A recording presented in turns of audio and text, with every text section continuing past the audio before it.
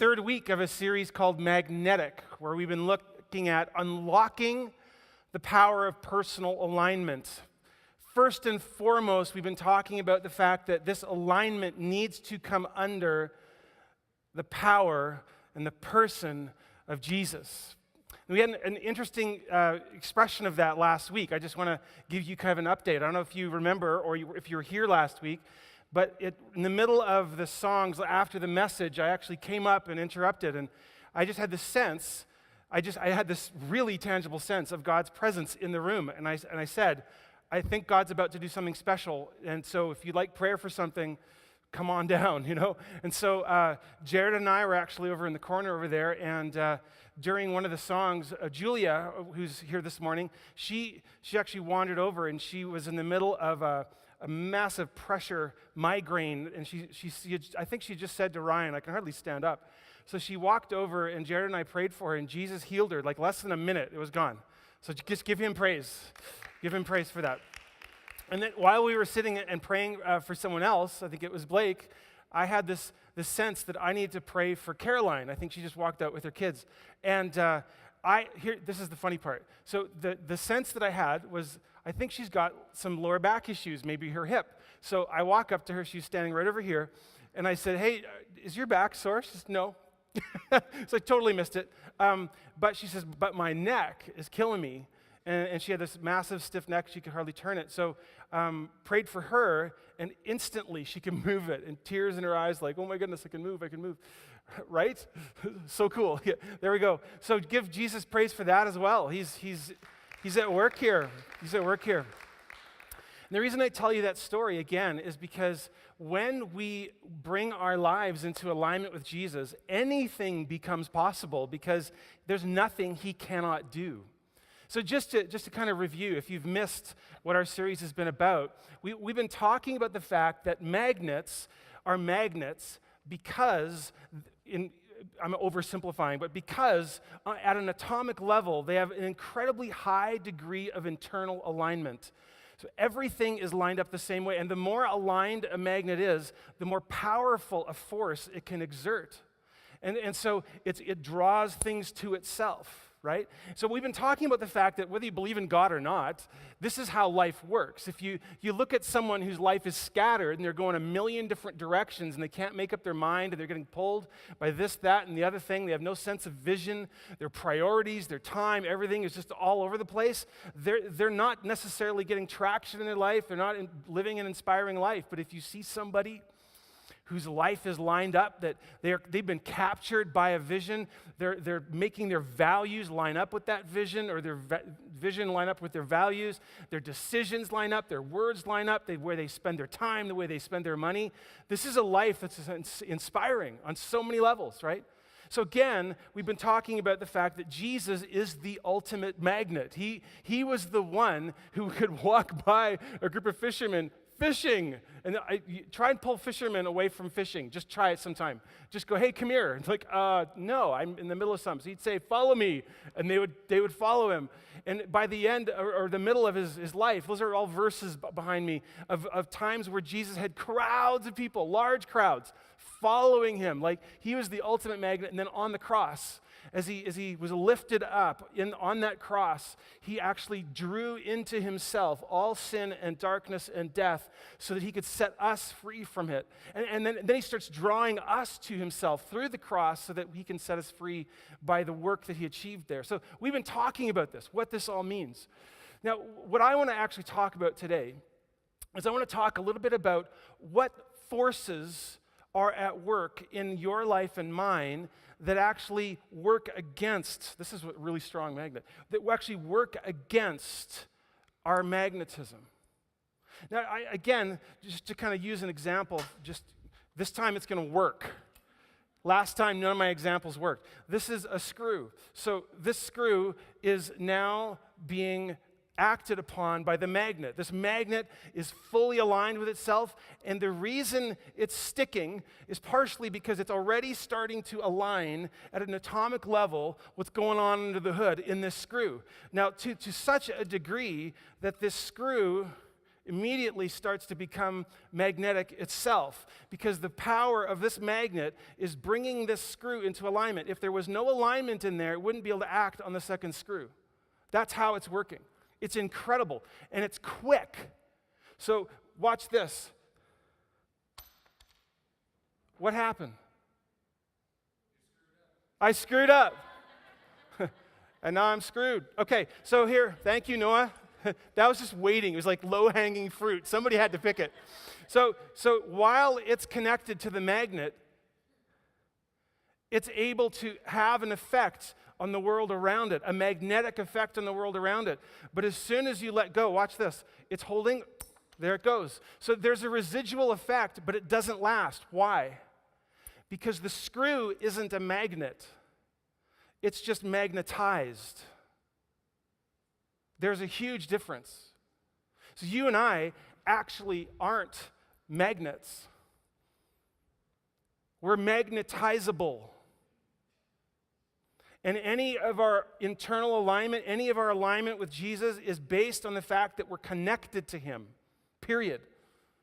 And the moment we step out and we drift and these forces at work pull us away from Jesus, the effect that he's starting to have on us diminishes and can actually disappear, because we grossly overestimate our ability to keep ourselves aligned with anything in life.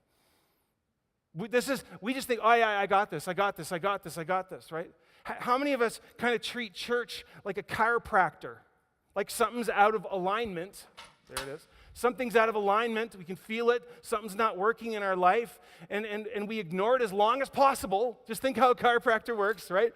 And you're like, fine, I'll go to the chiropractor. And then click, and you're like, oh, yeah, this feels so good. And then I'm out of here. I'm not coming back until this hurts again.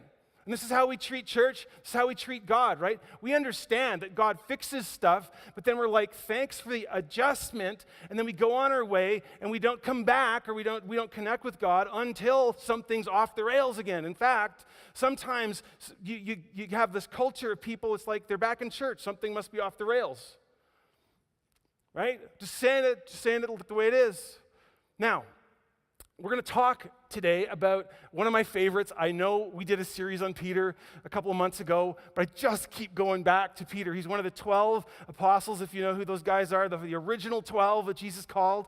And this guy was one of those fishermen where Jesus said, follow me. And he, okay. And so he started following Jesus, and he spent time with Jesus. Jesus was exerting his magnetic influence, his spiritual influence on Peter. Peter's mind, his heart started to line up with who Jesus was. And everything was going up and to the right. He had been used by God to do miracles. Peter was in alignment with Jesus, and then near the end of Jesus' life, he experienced some things that destroyed his alignment with Jesus, or at least damaged it. And these are things that you and I can all relate to. So what I want to do is go through Peter's story again, and I'm going to draw some principles out of this, and then we're going to talk about how to identify where we're maybe out of alignment with Jesus and how to get back. What do we do? Okay? So here's the night that Jesus was betrayed. This is the night before Jesus was crucified. The night before he would become that magnet and draw all people to himself. This is the night before. And Jesus tells his 12 disciples, this is what he tells them. This very night, you will all fall away on account of me. For it is written, I will strike the shepherd, and the sheep of the flock will be scattered. And Peter replied, no. Even if all fall away on account of you, I never will. I am so confident in my connection with you. We are aligned. We are communicating. I am committed to you, right? And truly, I tell you, Jesus answered, this very night before the rooster crows, you'll disown me 3 times. But Peter declared, no, even if I have to die with you, I will never disown you. And all the other disciples said the same. Oh yeah, no, we're good, man. We're good. We're tight. Like, have you not been paying attention? We're with you. Like, we're hanging with you. We've left our families. Some of us have left our jobs. Like, come on. We're with you. Okay, so don't worry, Jesus. If you're going to go through a hard time, We're going to be there. Fast forward, and a mob appears in the Garden of Gethsemane where Jesus is praying with his disciples, carrying torches. It's a scene from like the old movie Frankenstein. Whenever the townspeople arrive with torches, not a good sign. So they arrive with torches, and some stuff goes down. Peter makes a brief resistance with his letter opener, little sword, little hobbit sword, because he's not used to fighting. And Jesus says, put that away. And then all the disciples deserted him and fled. I know, very sad story. Very. See, this is how we should all feel. That was beautiful timing. I'm serious. Like then the disciples deserted him and fled. This is harsh. Those who had arrested Jesus took him to Caiaphas, the high priest. This is like the ruling council where the teachers of the law and the elders had assembled. But Peter followed him at a distance. I know I've said this before, but this is the first time this phrase is used in Peter's life. Peter has been following Jesus like this for 3.5 years. Now he's following Jesus at a distance. Something's changed. He's no longer right in there. Despite his words, his cockiness, his overestimating his ability to stay connected to God on his own strength, he's drifting already. Now, he entered and sat down with the guards to see the outcome. Do you see what's happened? He's gone from an active collaborator with Jesus, a friend of Jesus, someone who's in ministry with Jesus, to somebody who's a spectator. He's just watching, just to see how it will play out. He's not right in there. He's drifting already. Now, some of you know how this story goes. Now, Peter was sitting out in the courtyard, and a servant girl came to him. You also were with Jesus of Galilee, she said, but he denied it before them all. I don't know what you're talking about, he said. And then he went out to the gateway, out. So now what's he doing? He's putting more distance between him and Jesus, verbally, and he's also doing it with actual physical distance.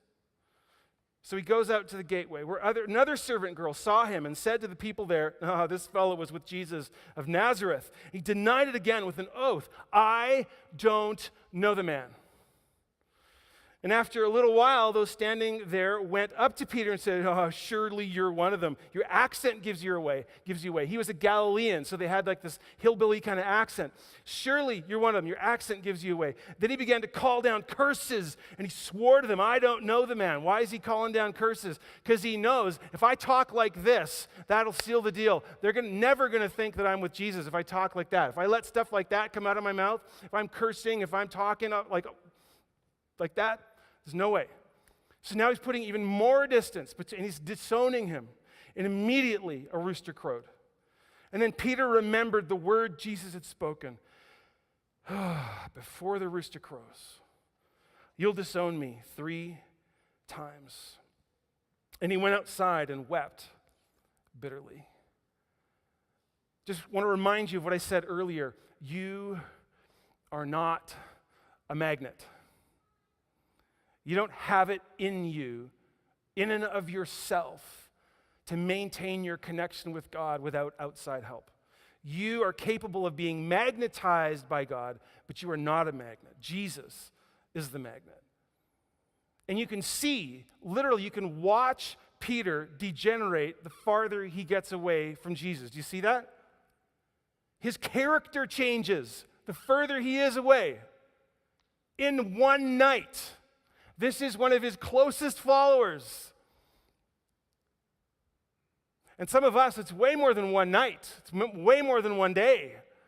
Some of us drift for weeks, for months, and then you wonder why things go off the rails. So Peter's story shows us 3 different factors that we can all relate to, every single one of us. 3 factors that I will say the enemy uses to create misalignment between us and Jesus, to create that distance so that we're no longer in alignment with him and we're drifting away from him. 3 factors all of us can relate to. And these are also really kind of scientifically verifiable too. They work on a magnetic level, not just a spiritual level. So the first thing that destroys our alignment is heat. If you take a magnet, even this strong magnet, and you subject it to a certain level of heat, at a certain point, it will lose, at least temporarily, lose its magnetic effect. And the reason is when you heat something up, what happens? The molecules and the atom, they speed up, right? And then they start bouncing around and they lose their alignment. They're not firing in the same direction anymore. Again, oversimplification, but this is what happens. So that it loses its collective effect, because it's like every man for himself. And you can see this happening with Peter in a huge way. As the heat starts to develop, right? The pressure against Jesus, the pressure to be identified with Jesus, the pressure of like persecution, the danger level is rising, and he impulsively reaches out and does something to defend Jesus, but once he actually slows down and figures out he's actually in danger, he runs and turns tail like the rest of them. Right? When the heat gets to a certain level, he bails. And the same thing happens to us. When everything's wonderful and you can light a candle in your bathroom and read your Bible in the tub and everything's beautiful, everything's wonderful, I feel so connected to Jesus, and then you get into light, you'll go out the front door and people are putting pressure on you and life is starting to happen and you start to feel the pull of things in other directions and poof, your alignment with Jesus kind of evaporates, right? The second one that Peter experienced was trauma. You might think, well, where was the trauma for him? Do you remember what the scripture said? I will strike the shepherd and the sheep will be scattered. So if I take this screw, it's really interesting. If I leave it here for 10 minutes, it will actually hold that magnetic charge for a while. There it is. Well, it didn't work. See, but if I drop this screw, even if it has a little bit of charge, if I drop it a few times, it misaligns what's been aligned. The same thing happens with us. It's not like there's a slow burn, like the temperature in your life, the persecution, the kind of resistance you're feeling in your faith, or the difficulty in your life. It's not like this gradual heat.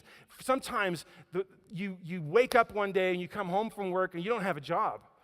Or you find out that somebody in your family's got cancer, or there's all kinds of things that happen, just kaboom. And the warning in this moment is that what's happening is the enemy is trying to separate you from Jesus. He's trying to destroy your alignment. And he knows that raising the temperature in your life can do it. He knows that striking you can do it, hitting you with something, hitting you with trauma in some form. You have to know that when you're going through trauma or the heat is going up in your life, you're under attack, whether you feel like it or not. And the most important thing that you can do to measure how you're doing is, how's my connection to Jesus? That's the one. Now, the third one is drift, and you can see this in Peter's life as well. There's a combination of forces kind of at work in his story. But definitely, you're seeing Peter, you're seeing him, he's being pulled away by fear. He's being pulled by self-preservation. And this happens to us too. It's not like the heat's getting, turned up in our life. It's not like trauma is like blasting us in the face. But you walk through life and you just get pulled by different kind of priorities. You get pulled by financial pressures. You get pulled by people's expectations of you. And before you know it, you're not aligned with Jesus anymore. Remember, we said in the first message that the pulling you give into realigns you. So if you're getting drawn to something, it's because there's a magnetic effect being exerted on you.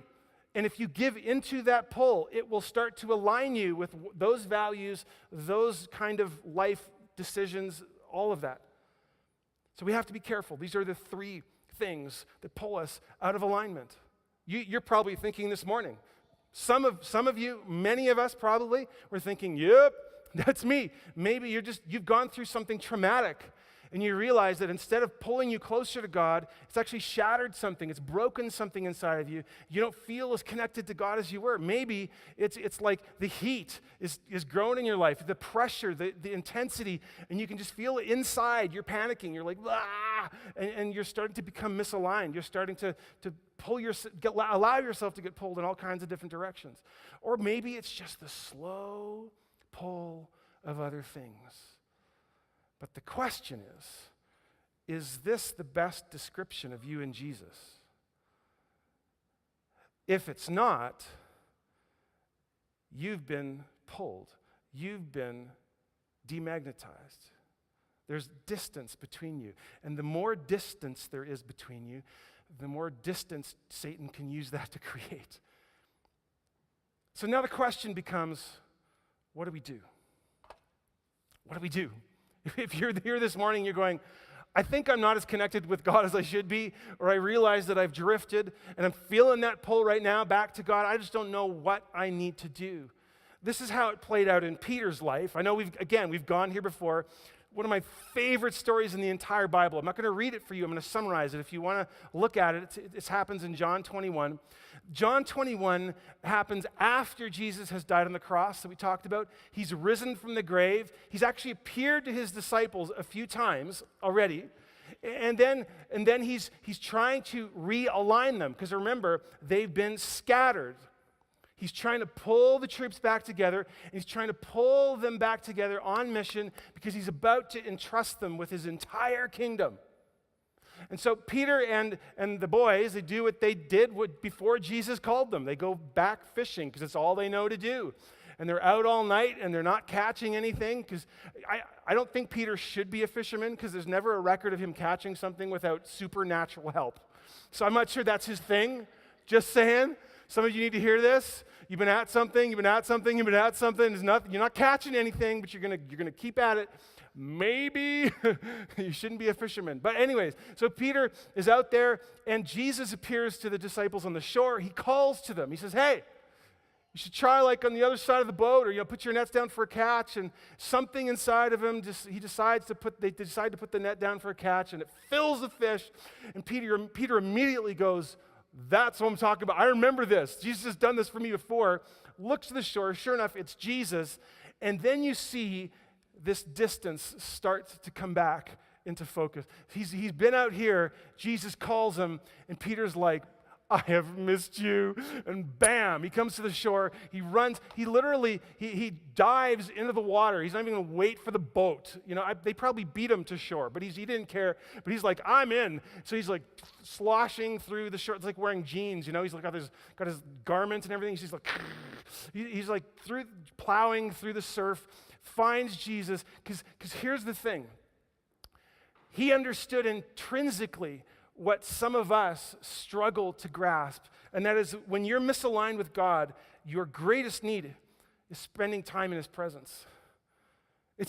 There's nothing else that will do it like spending time in his presence, because he's the magnet, and you've lost what he has because you've lost who he is.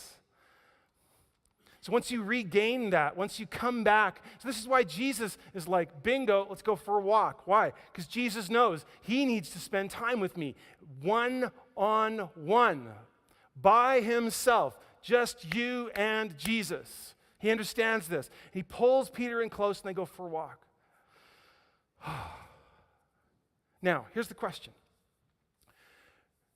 If you were Jesus, and your guy, Peter, lost it like Peter did, denied you 3 times, fled, made a mess of things. Like, this is the guy you said was going to be the rock. You're going to build your kingdom on him.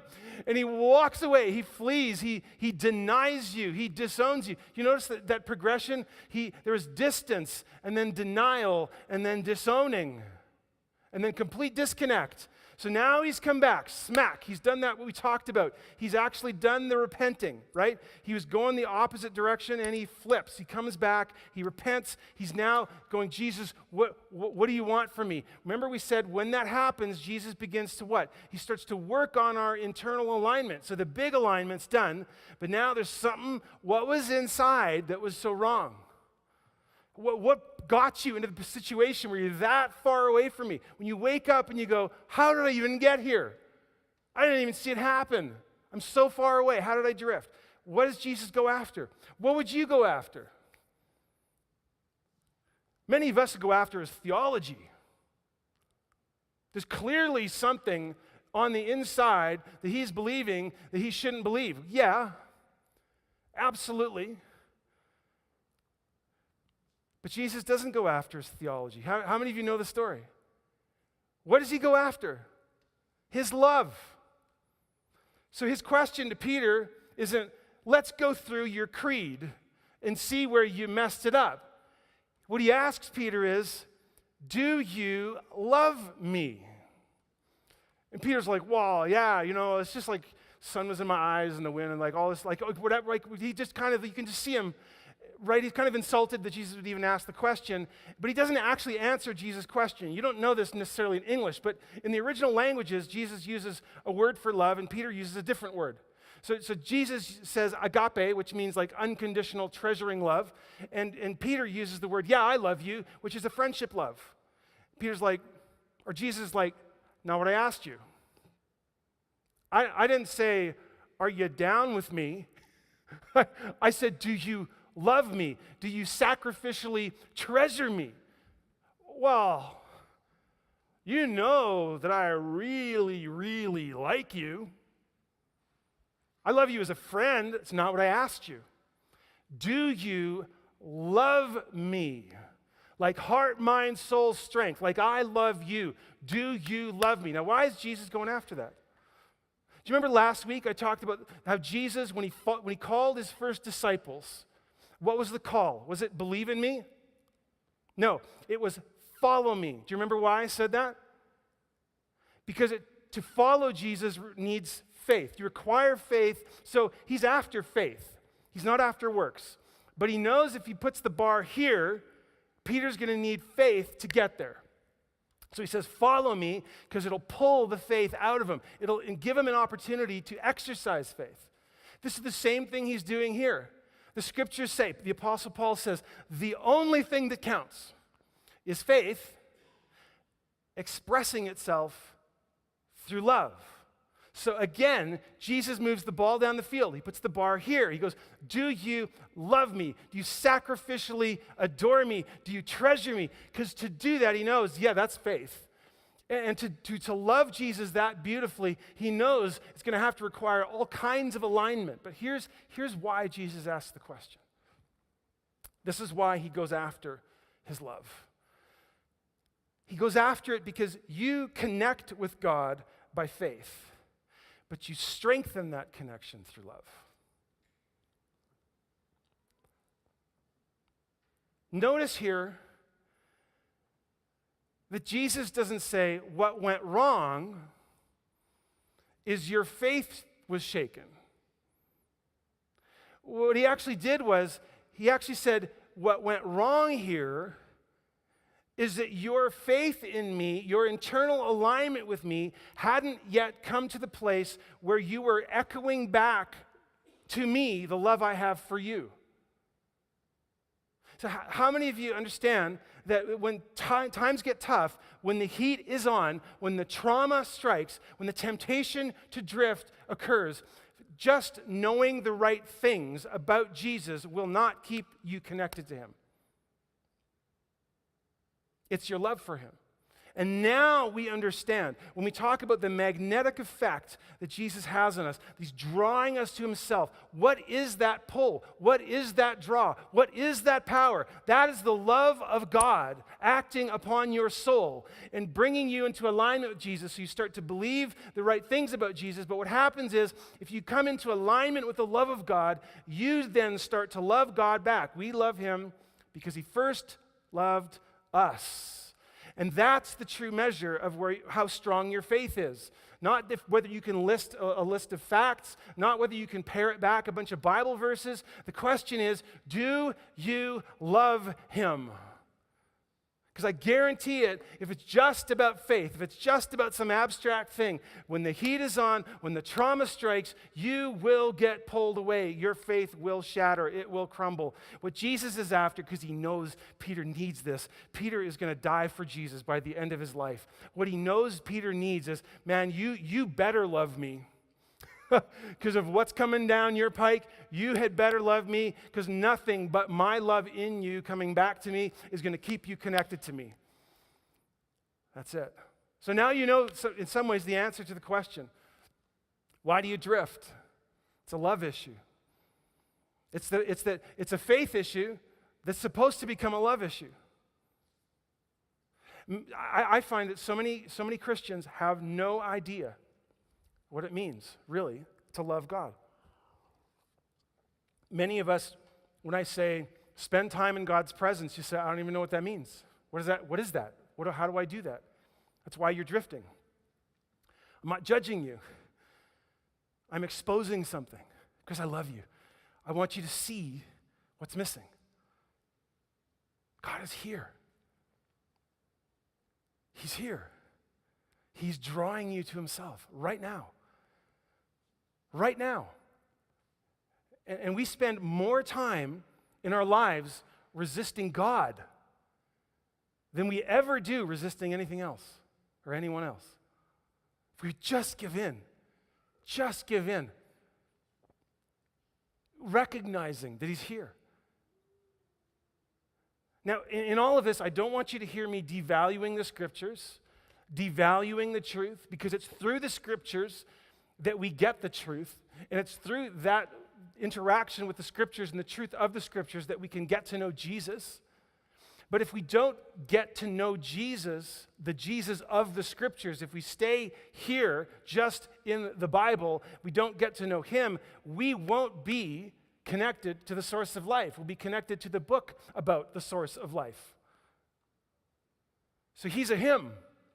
The truth is a person, and he wants to set us free. I don't know where you're at this morning. I don't know if you feel far from God or not, whether you've identified, yep, the heat's been turned on, and I've been scattered by trauma. I've been pulled away from God in all kinds of different directions. I've been tempted. I want you to see that he's right here, and that all you need to do is just let him draw you back. Just give in to the pull and just say, yes, Jesus, I'm yours. I'm yours. Just know that to prevent that from happening again to the degree that it's happened, the question isn't just going to be, let's fix what you believe. He will do that because it's critically important. But at the end of the day, he's going to ask you, yeah, but do you love me? Do you love me? So I'm going to leave that with you and Jesus to work out because I'm not the magnet.